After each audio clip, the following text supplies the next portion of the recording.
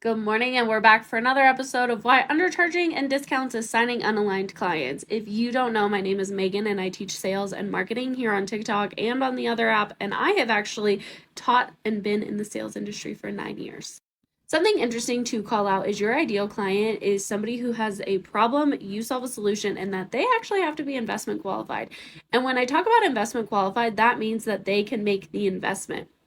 For a lot of you are undercharging to get confident in selling your services, not realizing that you're selling to the wrong ideal client.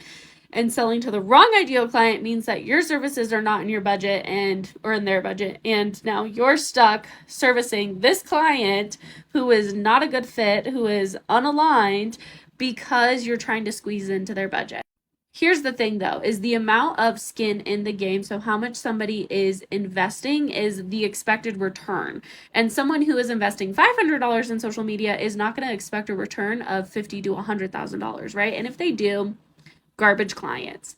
What we want to think about is people who are aware that investments take time, and handing off something like social media, virtual assistant, coaching, anything like that takes time. And for most of you, you get so hung up on the price and the offer and why people aren't buying it that you don't focus on the marketing, which creates the offer to be desirable, and the sales, which creates the conversion.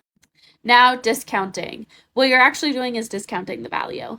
And by discounting the value, you're creating loss aversion. I talked about loss aversion a couple videos back if you want to go watch that. But loss aversion basically states that the reward has to be greater than the risk. And if the risk is higher, they're not going to take action.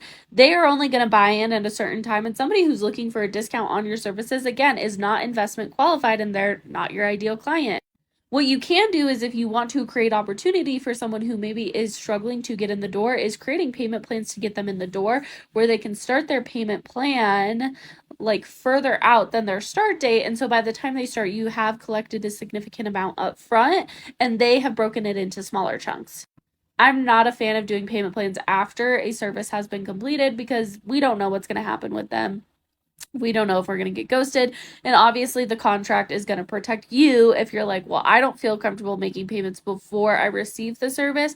It's going to protect you. If it comes down to that's not a good feeling, you should also not be discounting your services. 9 times out of 10, y'all, it is not the price. It is not the offer. It may be the ideal client, but it's the marketing and the sales that keeps most of you stuck. And it's the scariest thing to learn. It is scary to be like, I don't understand how to market on this app, and I don't know how to create conversion, but I want to make money. So if you're feeling like that's you, go ahead and hit follow.